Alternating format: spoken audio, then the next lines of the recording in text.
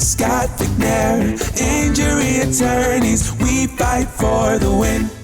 Good afternoon, everybody. This is David Vignair, and this is the Overruled Podcast, brought to you by the Scott Vignair Law Firm.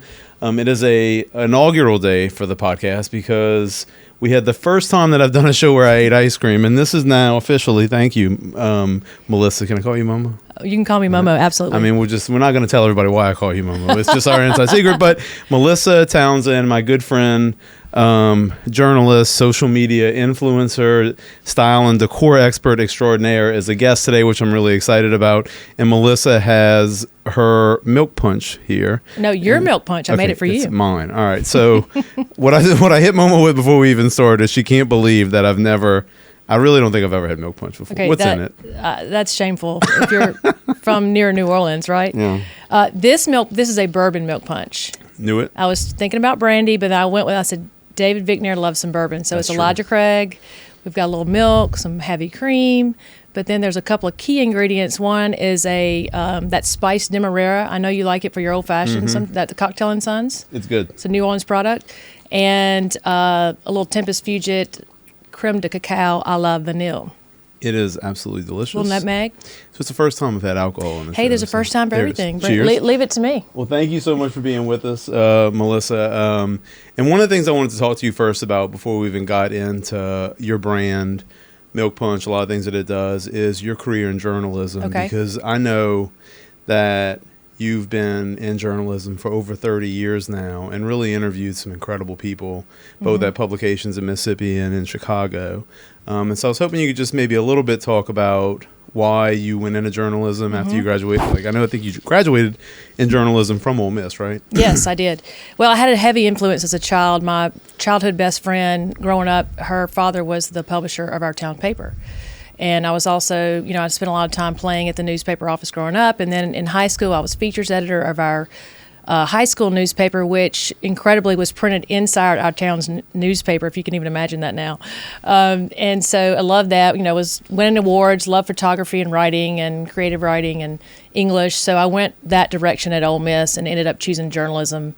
And then you had to choose between broadcast or print or PR, and I chose print journalism as my degree. And then really after that, I ended up moving to Chicago right away and jumped into the media scene there. I was a bit young and green to wear that journalism hat at that time. So I started out very slow, in, advertising and marketing, and kind of worked my way up and got a feel for the city, and was best friends at this alternative news weekly it's similar to Gambit Weekly. It's called News City, and went the alternative news weekly route. So that's arts and news. So we had a ball. We had every night was going to see a new band. Every night was going to see a new play, and just full of it embodied the culture of Chicago. Love it. And I know that from your time in Chicago, I believe at the publication you were at, you were kind of hitting the .com bust, meaning... Yeah, so from there, oh my gosh, yeah.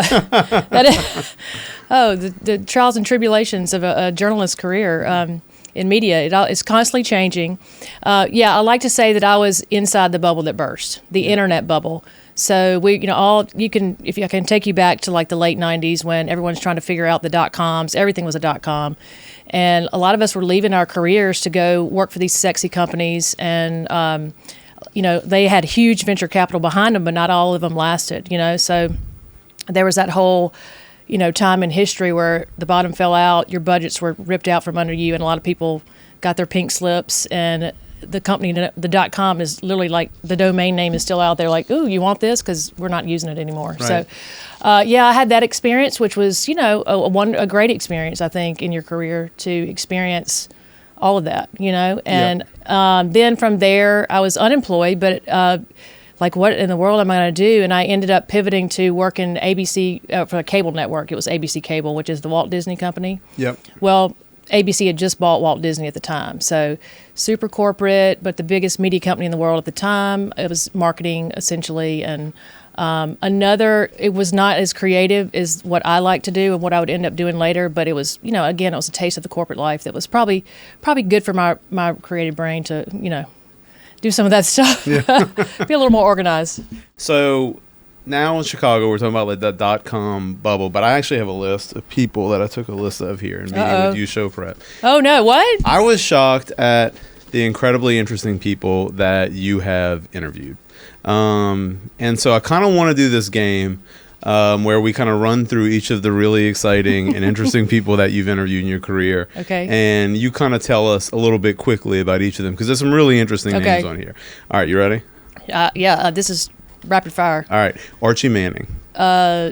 You interviewed him. I did. Yeah. He and his wife Olivia. Okay. He called me on my personal phone when he called me back, which was hilarious. Which was kind of like, Melissa, this is Archie Manning. He's from Sunflower County, where I'm from, and we've all known Archie our whole lives, and they're very gracious. Yeah. Okay. Paula Dean. Paula Dean. Yes. I had her on the phone, and she said, "We're covered up as cats up here," or whatever. I don't even know that country saying that she said. It was hilarious, but she was a hoot, and she had just put out a cookbook. Love it. Bobby Flay. Bobby Flay. Not as excited to talk to me as Paula Dean. That was a very diplomatic way of saying it, Momo. He was going to be at an event in Jackson, Mississippi, so he kind of had to do a little press, and so I had him on the phone to for that. But all in all, he was a good guy. Okay, Shelby Foote, who I understand has written an anthology on the Civil War, which I think you said in prepping me a little bit. Me just asked you some questions before we started. Is one of the more interesting interviews you've done. Well, and I was completely unqualified. This was early on in your career? I was like 31 years old. I brought my mother with me. I couldn't find, the magazine was new at the time, and I didn't have my, over time you acquire all your writers and you know which ones are best for this and that, and I couldn't get anybody to come to Memphis, Tennessee. At that moment, I couldn't make it happen, so I had to go on the interview. And so it could not have been nicer. I have that transcript. Over the years, many people would say, I would talk about it in my editorials and things, and people would ask me for it, so I'd email it to them. But we talked about Prohibition, how no one paid any attention to that in the Mississippi Delta. And of course, I didn't go I certainly didn't ask him about the Civil War. That would be too heavy. But sat in his living room where Ken Burns filmed his series on the Civil War. Wow. Very interesting. Pretty incredible. Kermit the Frog. Kermit the Frog. Or Patrick Mahomes, some people might say. So Kermit Scott, for whom Kermit the Frog was named by Jim Henson, who grew up in Leland, Mississippi, which is in our part of Mississippi. My grandparents are from there, spent a lot of time there. I got him on the phone and did a Q&A with Kermit Scott about, he's lived his whole entire life being the reason why Kermit the Frog, where Kermit the Frog got his name. So he was he said I was the only one that got it right. So. And you also interviewed. I know you downplayed it and said it was via email, but I just want to name drop that you have interviewed Morgan Freeman, which is really cool. Yeah, many of us in the Mississippi Delta know Morgan Freeman. Especially at that time point, he had opened a Ground Zero Blues Club with a good friend of mine, Bill Luckett, who's since passed away, but he's still visible somewhat in the arts and in the blues. And, would see him at parties and interviewed him probably several times. But I quoted him as when his assistant sent the transcript to him, the draft, and I said something about him, asking him about yoga. He's like, I did not say that. I'm like, yes, you did. Anyway, he should have been off the record, Morgan. That's right. You might have the best voice in the world. Okay, well, you want me to play the tape back? Okay, and so then I know from you had left Ole Miss and you were in journalism for 8 years in Chicago. Mm-hmm. You came back to Mississippi and you were a founding editor of a publication there. Yes. And I know you and Hugh met in Chicago. I know that because you're my neighbors and we've become very close friends. Another side job that you have that many people may not know about is Hugh is the CEO of a large bank in Northern Mississippi, based in Northern Mississippi, Guarantee Bank. Mm-hmm. Shout out to Guarantee Bank. Are you going to say my job is banker's wife? No. Let me finish, Momo. What I was going to say is Guarantee Bank, excellent bank, wonderful people, as well as your husband and your family, and Hugh's family has founded the bank. And you have a role at the bank, which we call the linchpin. Everybody knows that you are the linchpin of the bank. And my husband's going to kill you, right?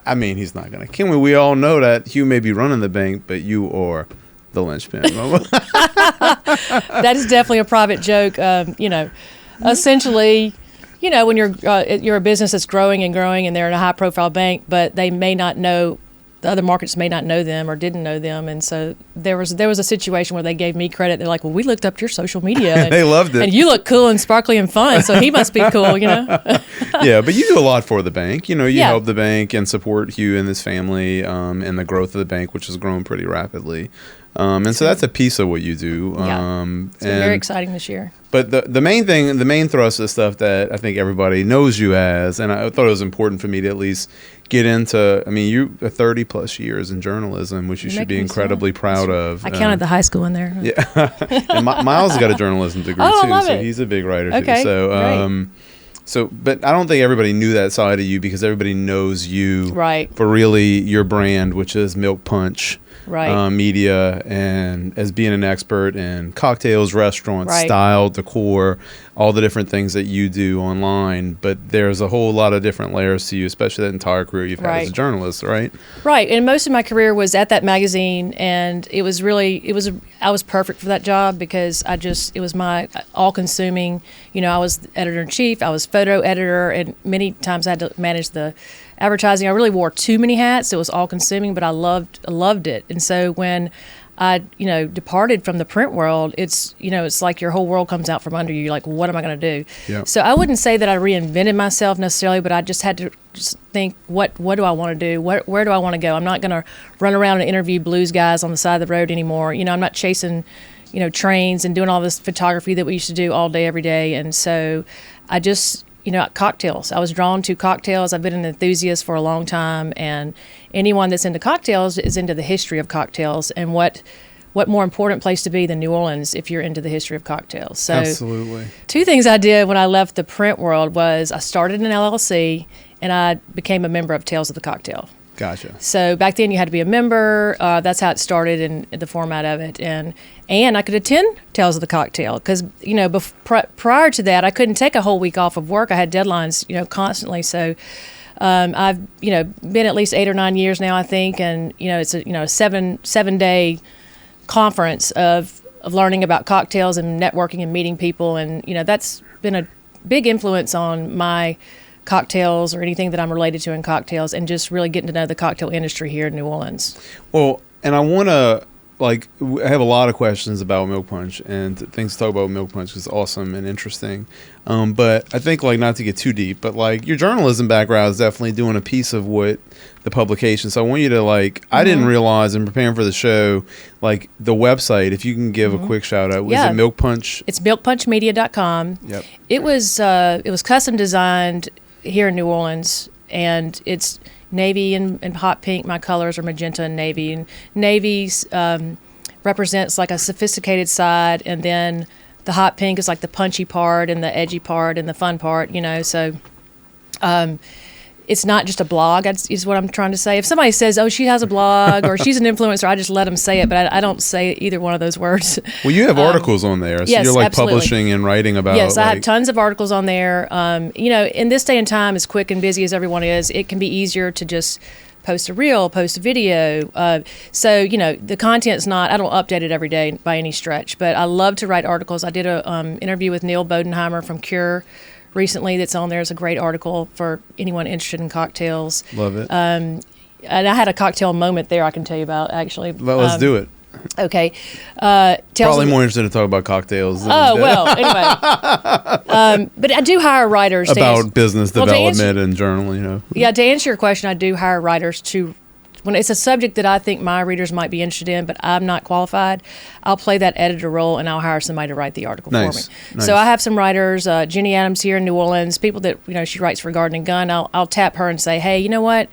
This article on the Jewel of the South is a little heavy for me. Can you take this? And she'll say, yeah, I know. I can talk to him tomorrow, Very cool. Now I do a majority of it. And when I come across something, whether it's a recipe or a great restaurant, then I'll publish something. So it's really, my publishing schedule is a little loose, and I like it that way. So nice. And really that's how the brand is created. It's a lifestyle because I'm sort of a recovering workaholic back in those deadline days that it's just too much. So if I can intertwine my business into my lifestyle without being too much about me, then all the better. Like if we go on a trip to Mykonos, then that's a milk punch content right there, So primarily New Orleans, running around featuring cocktails, talking to people about cocktails, restaurants. Hugh and I love, that's what we do, is we go eat.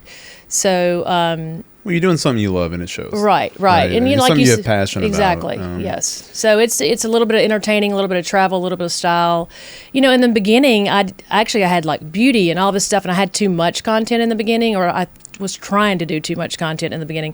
So I've tried to scale back to just cocktails and what I call bold style, because people always say, "Oh, I love your style," and that people told me that when I put myself out there. So now I'm trying to share more things that are either cocktail related or style related, or and be good stewards of New Orleans, and show things that are happening in the city. And people always ask me where to stay. People from outside New Orleans, and so I want to point them in the right direction. That's a great segue. I would like you to tell me, if you don't mind, what are your 3 favorite? Because I think the people want to know. Okay. Because you are the people. I'm here to protect the people, Momo. It's all about the people, David. Everybody wants to know. I know, because you're an expert in cocktails and restaurants. You go around the city. What are your 3 favorite bars? Oh gosh, I think I'm going to repeat myself, because okay. I think, first of all, it's hard to get a bad drink in New Orleans. Yeah. This was not always the case 10 years ago. In fact, there was a time when Sazeracs were a little shaky, and you'd see someone come in from out of town, and they're like a snooty cocktail enthusiast, like, I can't even find a good Sazerac, and I'm like, yes, you can. So things have evolved a lot. There's a lot of people in this, in town that are responsible for that. But I would say, again, you can't get a bad cocktail anywhere. And if you do serve bad cocktails in New Orleans, you're out of business. For sure. But I would say Cure, and I just mentioned Neil earlier, is ground zero, because it was New Orleans' first craft cocktail bar that opened 15 years ago. Mm-hmm. It's now on the North American World's Best Bar list. That's pretty incredible. Deal. Yeah. And then Jewel of the South, I also mentioned Chris Hanna. What is happening there is literally... It's pretty awesome. Yeah. I went there Saturday night. Global recognition, and it deserves all the recognition that it gets. Yeah. Food there, very interesting too, 100%. I don't send everyone there. Like if someone, I have to figure, see how adventurous they are before I'd say Jewel of the South. But, like I said, anywhere, you can go to Justine, a fabulous place to get brunch, and they're going to have a great cocktail, So Cure, Jewel of the South, Justine. And I send a lot of people to Peychaud's in the French Quarter, because, people come to town. I think New Orleans people know where to get a drink. Yeah. But a lot of people come to New Orleans wanting to know, well, where should we go get a drink, It's an overwhelming question, isn't it? I get when I get it too, where should I go eat and where should I get a drink in New Orleans? I'm like, I know every person who lives in New Orleans or has a place in New Orleans or comes here all the time is like, I don't even know where to start with that question, because there's so many options. Or they'll say, where do I get gumbo? And I'm like, nowhere. Cook it at your grandma's house or your parents' house. Exactly. I do have an answer for that now, but you have to be ready. Okay, 3 favorite restaurants. On that note, I'd say we call Hugh Mr. Milk Punch, or Mr. Milk Punch. That's right. He has a lot of nicknames, but News. That's Huey Lewis in the News, shortened to News. Mr. Who. Anyway, Hugh is his real name, Huey. He is obsessed with St. John right now. Oh. So, and what makes me think of that too is that that's the type of restaurant that when people are coming into town, that's what they're craving. It is a good, I agree with that. And the oysters, the trio, the crab rennet, is it or remick? How you say it? Delicious. Pesh is always going to be my number one. You have to put it in do you want? Are we talking about lunch, brunch, or dinner? And sure. for us, Pesh is usually kind of like early afternoon, a long lunch. We have Sancerre. We order a lot of shareable things, including the drum is always non-negotiable, as well as the key lime pie. Yep. That's just like I love it. I would be if my husband died, I'm gonna go there and cry. Hugh, stay alive. please. Let's see where. It's of the moment too. Right now, Gianna. I think they're on fire. Yeah, it is good. You're like, yeah, it is good. Well, it's like the crazy. I think I just had this discussion with another friend of ours 2 weeks ago, where he and his wife had just gone to Gianna, and he's talking about how good it was. I'm like, I feel like when it first opened, everybody was like, eh. And then like the last 2 times I've been over the last 7 months, I'm just like, wow, it was really, really, really good. You always have to give some grace to new restaurants. I For think, sure. You know, and that reminds me of too, like Emerald's new 34. Yep. I went to Lisbon or Portugal last fall, so I'm seeing cataplana and I'm seeing these dishes, and I need to go a third time because I'm determined. I'm just you just got to kind of like grasp the concept of it, you know. Mm-hmm. And I'm so excited to have that in downtown New Orleans. Is just on fire right now. So, there's tons of other restaurants, but we're in that game. Everybody in New Orleans is in that game that like what's new. Yeah. But those are the ones. We go to Doris Metropolitan a lot for steaks. Sit at the bar. What else, what am I leaving out? You hit a lot of good ones. Yeah, I mean Copper Vine is definitely a go-to. That they have a great variety of menus right down the street, and we go there a lot for lunch, mostly lunch. Yeah. It's hard to miss at Copper Vine. Like it's just the food's always consistent. They've done a great job with they just finished. I know you just stayed at the inn. Yes, it's so nice. There, it's really nice. So what has been difficult for you? I know, like for me, I'm always joking with the marketing team here because they're like, we need you to take more videos of yourself. Mm-hmm. And I did that this morning and sent a message to them and was like, I want all of the praise because I flipped the camera around and videoed myself in a random moment this morning because it's just hard, it right? Is hard. And everybody sees us now on TV and all the social media stuff that we do, but it's very difficult to put yourself out there if you're a private person or you just you get in your head about always being on social media, but you're way out there and always doing it in such a great way, and you're always in fun events and at bars and social settings. How do you keep pushing yourself to put that content out there, because your content's fantastic and so well done? Well, I'm glad you see it that way, because you always think you're never doing enough. Right. You're hard on yourself. There's confidence issues. Does my hair look right? I don't feel like getting out. I don't feel like getting dressed. But everybody doesn't see that on the other side of the social media spectrum. Yeah, Oh, look at Melissa. She's beautiful. She's having a fun time again. But you don't always feel that way, right? Of course not. Yeah. No. And it helps when, I don't know, I've got all this equipment like you do, David, but you're not always, it's embarrassing because you don't want to always be about me. For sure. In fact, when my sweet dog passed away, I called my sister. I'm like, you're going to have to be in my Christmas card picture because I feel like an idiot being in this picture by myself. Yeah. And, so I don't know. I think I'm not as out there as I thought that I was. So thank you. I need you have to put yourself out there. Yeah. And it's obviously worked for you. Your brand is growing and very well known, and you're like a mini celebrity everywhere you go. I don't know about that. But what is your favorite cocktail? Oh my gosh! Well, you don't have to say milk punch. No. Well, and if it is, you say it. But I'm just curious. Well, certainly milk punch is top 5. Okay. And there's a correlation between why I named my business Milk Punch between my former life and my life now is.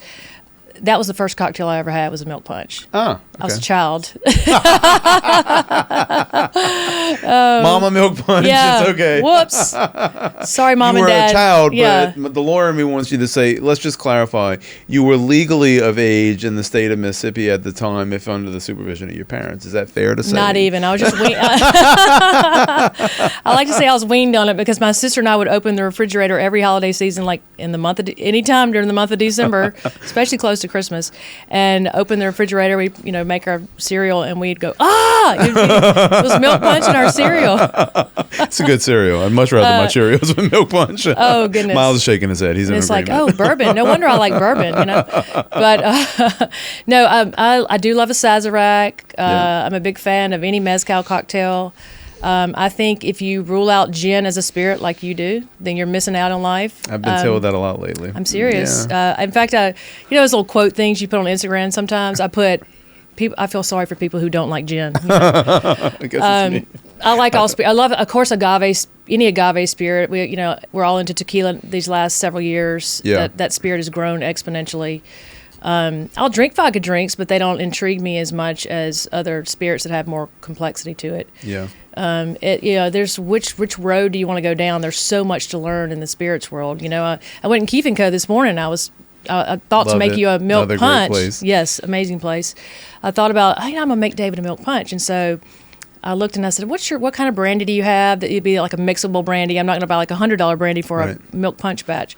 And we were looking at this Armagnac and this brandy, and then I said, you know what, David's a bourbon guy, so we killed that. But that would have been a little sweeter than this is a little grainier and spicier. Yeah, I think it's delicious. Oh, good. And in fact, you just talking about the Sazerac being maybe your favorite cocktail. I just had the classic Sazerac at Jewel of the South on Saturday, and the waiter was really pumping it up. It was awesome.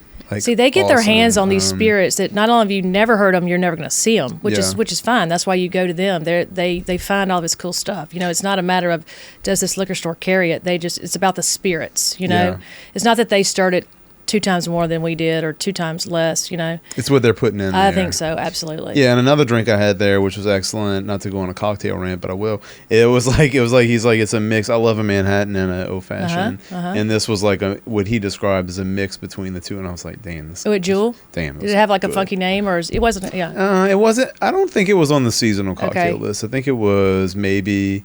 I'm trying to remember the name of it. No, I forgot already. I think it is on the seasonal list. But they also have that Winter Waltz, which is like a Manhattan with a different like cocoa and coffee taste, like seasonally. It's excellent. But I want to know about we passed up the cocktail moment you had at Cure. Oh, okay. Let's get back to it. What was it? Well, my cocktail moment in Cure was that I was sitting at the bar at Cure at an event I was invited to that was co-hosted by several bars across the world. One was Handshake Speakeasy from Mexico City, and it had just been ranked number 1. I'm like, so the guy that's number like one bar in North number America. 1 bar in the world. Oh wow! So Where is this it may have at? been North America because that's Mexico, Canada, and Caribbean, I think. Where is it in Mexico? Do you know? Mexico City. Mexico City. Wow! Yeah. Okay. Handshake Speakeasy. Handshake Speakeasy. Lots of cocktail bars from Mexico City and Canada are on that same list. But interesting. This, of course, I certainly hadn't been to all of them, but I don't know. That was a moment. Another moment, I met Dale DeGroff. You just bump into people. It's just incredible. So it's where I want to be. I knew I wanted to be in the spirits industry, and we'll see which direction that takes me in the future. Well, part of your brand is not just cocktails is a part of it. Restaurants, being out and about, and knowing different spots is a part of your brand. But another one is style and decor. I know from living next to you, you have like a very vivid and imaginative and beautiful style to you. Thank you. How would you describe your style? My style from a decor or standpoint? the place? Yeah. I'd say overall a maximalist decor or a maximalist fashion. And to somebody like me who knows nothing about style, what would that? Well, if you think about minimalists or neutrals, I hate the opposite end. Beige is like my nightmare. You love color. Yeah. Okay, that makes sense to me because I know, like being at your house, you love color and lots of color. Of course, I had some help with some amazing designers here in New Orleans, but a lot of it I have done myself, obviously. And the first thing I did was I drenched the entire foyer in hot pink, lacquered hot pink. I brought them a painting. I said, "Can you please match these lips to this painting?" And they did. So yeah, I don't know. It's the way you dress. It's the style of your house. It's your world. It just says everything about you. And. I just like a lot of color and like a statement jacket. I want a pizzazz in my walls or my art and. But it's also fun to explore other styles. I mean, I'm not a designer by trade, but I enjoy being able to design things and put things together and mix patterns and, and put out my own products that I want to share with people. So when I know anything about style, I think like I respect your style because it's yours. And you're not afraid to the same we were talking about, sometimes I'm ahead about putting myself out there for the firm on social media. I know it's part of the business. We have to do it just like it is your business, being out there, showing people, branding yourself, just like ours. It's ours too. But you're like a celebrity on Fox. What are you talking about? I don't know about that. My mom's more famous than me, and she's going to be listening to this. Mom, I would never cede your authority as the most famous person at Scott Fickner. But yes, I love that you love all the colors that you love and how you're just boldly you, and that at least you didn't pick expensive curtains when you were decorating the house. So you he always kids me about that. His curtains are so expensive. Hey, as long as they look expensive, that's all that matters. They look very expensive. But as we're talking about like new products for your brand, you actually brought a new product that I hope you could show everybody and tell us a little bit about it. I've got my little stickers all over it to know that this is my little sample here. Love it. What is it? It's an edible drink glitter. But what makes it, I called it disco dust. What makes it unique is really the shade, the shimmer. This is like, essentially a few years ago, I did a lot of research when edible glitters were coming and hitting the scene, sort of. But it wasn't really hitting the craft cocktail scene. And I was like, okay, I think it's kind of cool, but what do they think about it? You know, and then it slowly was kind of, you'll see it now in craft cocktail bars. But so I started, edible glitter, like it'll be more okay. Mm-hmm. You know what I'm saying? There's not a lot of flair. Is like you go to other countries or other cities. The New Orleans kind of that keeps things very classic and right. They, but of course, this livens the drink up. It's of course, it was the sparkliest city in America. But so I started researching manufacturers and how it was made and what they make it with, and so until I found a mineral based, there's no sugar in it. It's vegan, gluten free, all the things. But sampling for probably over a year of the different colors and options and shades that I could work with, and this is the one that the premier one. I call it the original disco dust, and then I have a cobalt blue that's just mind boggling. That's you haven't seen my dressing room yet with some of my touches of cobalt blue, but second to hot pink. That's the shade that sort of like dopamine lights my brain on fire. And coincidentally, my husband has a side of his business that's called Cobalt. You probably may not know about it. I don't know. But anyway, it's a lively color. And so it's fun to add like a splash of blue. And what I'll be doing over time is showing people how to make the cocktails with it. The things. And I call it a garnish glitter. So don't just think, oh, I'm, spraying the ice. So you can spray like functionally. Yeah, like it's in a spray pump, so that's there it goes. We love that aspect of it. But see how beautiful it is? It kind of gives me a little like high. I know, right? It's like it is kind of everywhere right now. No hangover. But you would spray that on the ice. You could spray it on like on the ice. I'm gonna make some clear ice with it. I haven't done it yet. You spray it like I sprayed it on rosemary that's sticking out of the your cup. Beautiful, especially this time of year. You can do so much with it. It's not even, or you can just, splash in your champagne, put it in your old fashioned for all, it doesn't matter. This is like, you see how it dissipates and it's clear and it's not going to get in. It's not like Mardi Gras where it's going to be all over the, your bathtub and the floor and everything. Approved by the FDA? Approved by the FDA. I sweated that Organic, like all the things. What is it? You know what? I don't think the organic thing's hard to. Okay. I don't know what it is. I'm just asking, but it is approved by the FDA. Yes, right? And I was actually was sweating that to get it out by December, thinking like, and the LLC that for this product is a Louisiana product. So awesome. Yeah. And people can find that on your website, right? Yes. It's shopmilkpunch.com. Is that a separate website than the main? You can link to it through Milk Punch Media, but shopmilkpunch.com. I do have you can sign up for an email or follow me on Instagram. It's linked on the Instagram account as well.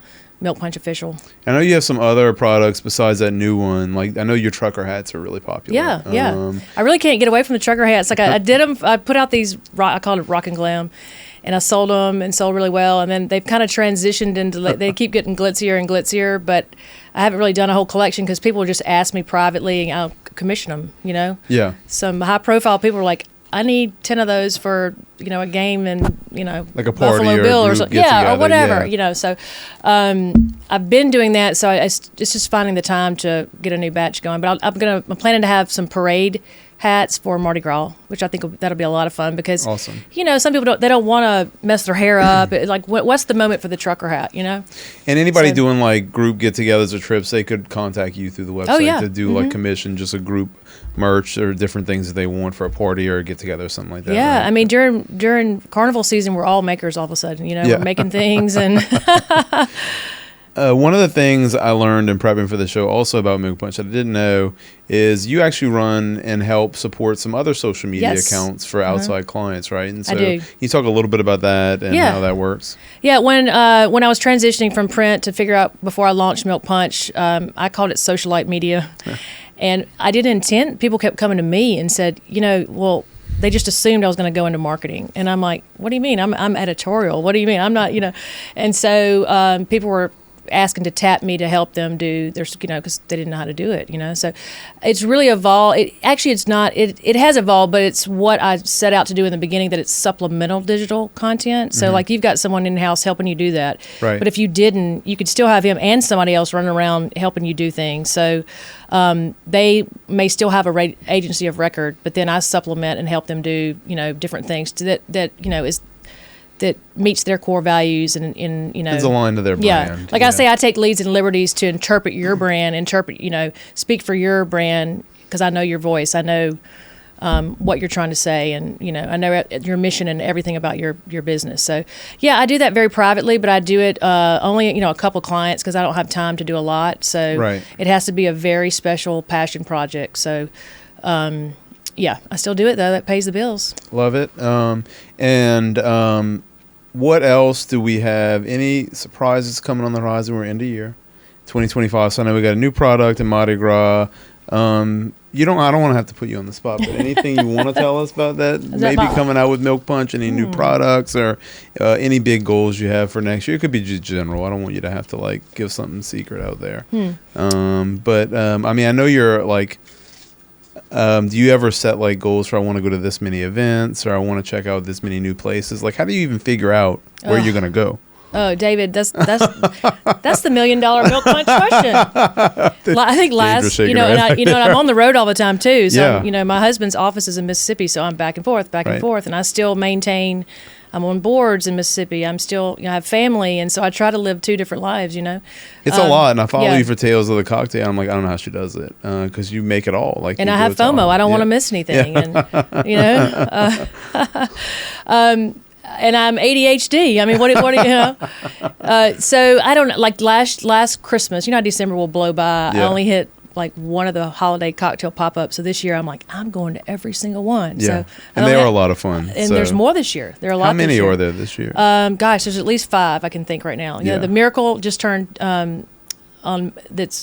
Miracle. It's called Miracle in Maine. No, it's not. What's it called?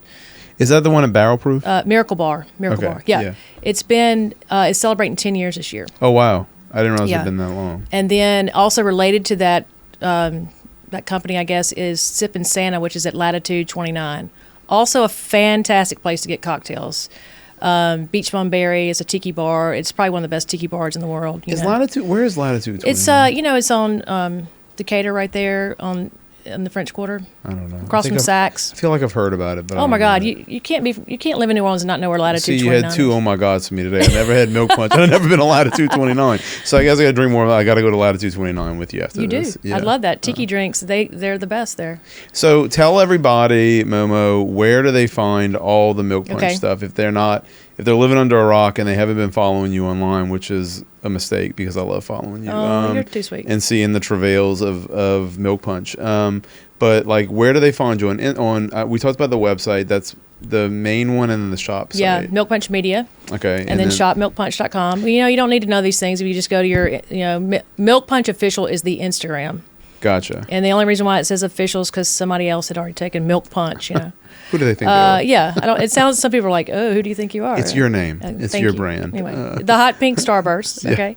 And there's a link tree there. It links to lots of different things, whether it's a coffee mug that I put out, or I did a jacket, a couple of jackets with Fringe & Co. here in New Orleans. That collaboration is on there. The sparkly tinsel jackets, Cool. Very, very New Orleans. So it's links to all those different things. And that, of course, I'm on Facebook as well. And I'm even dabbling a little bit in TikTok. So interesting. Yeah. Yeah, I just looked at an article a second ago that Miles was just copied on. We got an email about a new bakery in town that had I guess there's an article today about them. It's actually by where we live. Okay, I haven't been yet. They have 273,000 TikTok followers. I'm like, holy, that's a lot. But I'm like, is it going to shut down on January 19th? Is it not?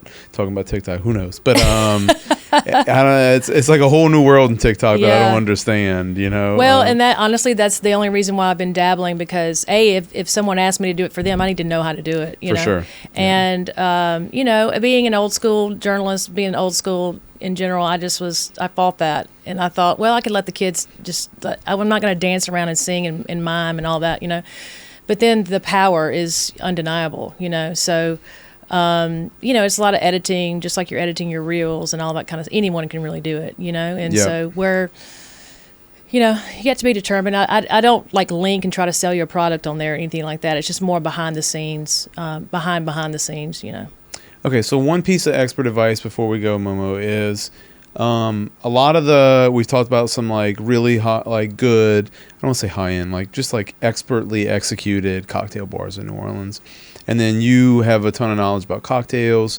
You know how to make really complicated ones that involve like all these different liqueurs that I've never even heard of. Like if you're just like your regular person who wants to get more involved in like, or wants to learn how to make more complicated cocktails than like a bourbon neat, which I love a bourbon neat or a bourbon with a rock. Nothing wrong with that. Nothing wrong with that. But if somebody's listening, they want to get more, they feel intimidated almost by watching like the cocktails that you make are excellent and very like they take time. It's like a skill, right? How do they get started? What would be your recommendations? I would say I definitely read a lot. I have a huge collection of cocktail books by, the industry is small enough that you'll know who the players are when you find, from Jeffrey Morgenthaler to Dale DeGroff and Neil Bodenheimer, any of those people in the industry that, have really, I've been following them all this time and reading and seeing how in the last 10 to 15 years, how it's evolved, and it's pretty incredible. I would say sit at the bar. Sit at the bar, and I was probably pretty annoying when I first arrived on the New Orleans scene. Like this lady will never leave the bar. There's a bartender we both know at Doris is like, yeah, I remember those days. Micah, what is in this? That's my favorite place. I know, Doris. yeah. I mean, the best steaks. I mean, Should we go tonight? Yeah, we could. and the what's the old? There's a drink. Every time I talk to somebody, I'm like, ask them to make you this drink. They pulled it off the menu, but it's bourbon, lemon, Amaro. Oh, anything with Amaro. It's the Shatner. That's the name okay. of it. I'll look for that. Yeah, but I would say it's not on the menu. But okay. if you tell them, they can Shatner. still make it. Okay. Shatner, yeah, I probably should have said Amaro earlier when you asked me about different spirits, but that I love, especially in a cocktail because it's just all of a sudden it's just so intriguing. But I'd say sit at the bar, ask questions. What took me a long time was kind of understanding dilution. Once you start understanding, why these specs are what they are. In the beginning, I was like, I don't understand how it could be a half an ounce this and 2 ounces that, and how it turns out to be in this glass. Yeah. Well, there's like an ounce of water and dilution in that. And so once you start understanding, sweeteners and dilution, and then what's even trickier is then how to batch certain things. Not everything should be batched or can be batched, but some can, and how you make that work. Do you add water? Do you adjust the sweetener? Everybody, those are things we're all trying to figure out. But, sit at the bar, ask questions, and be adventurous. Be adventurous. Yeah. Don't rule out that spirit, whether it's tequila or gin or something you're afraid of. Just jump right in. One thing I just would say and note that, like somebody introduced me, and I actually bought my dad a copy. It was like, because he's a very simple cocktail drinker, just like me, but it's like a basic little cocktail making book, and it was easy to just find the recipes of different drinks, and so that kind of helped me a little bit. But that's great advice. Momo, thank you so much for doing this. It's been a great discussion. I want to make sure everybody who's been listening to this or watching it on our YouTube channel goes check out Milk Punch's website, their shop account, all of Momo's Instagram and social media accounts. We're going to have them all in the show notes so you can find them if you didn't catch them on here and push them. I'll share this recipe too. It's I made it for you, especially for you. So. Did you really? Well, this variation I've never made before. You're going to get me I'm getting drunk and emotional on the podcast. A first for both. That was really sweet. Thank you, Melissa, Momo. But I appreciate you making that for me, and I want to drink the rest of it, so we got to end this show David, now. thank you for having me. This is so much fun. Well, it's been great having you. Thank you to all of our listeners for listening in. This was a great episode and a special episode for me. I love Momo. She's a great family friend. I love her and her husband. So if you need a bank, go to Guarantee Bank, and you can use some of the money that you put in your account to go buy some products from shop.milk. There you go. Cheers to that. Cheers to that. There we go. All right. Hey, as long as we're having fun. Cheers. This has been the Overrule Podcast, brought to you by the Scott Vicknair Law Firm. Thank you all for listening. It's a great day in New Orleans. We're going to finish our milk punch. Thank you, Momo, for being here. And thanks, everybody. We'll see you next time. Scott Vicknair, injury attorneys, we fight for the win. Information is for illustrative purposes only and does not constitute tax, investment, or legal advice. Always consult with a qualified investment, legal, or tax professional before taking any action.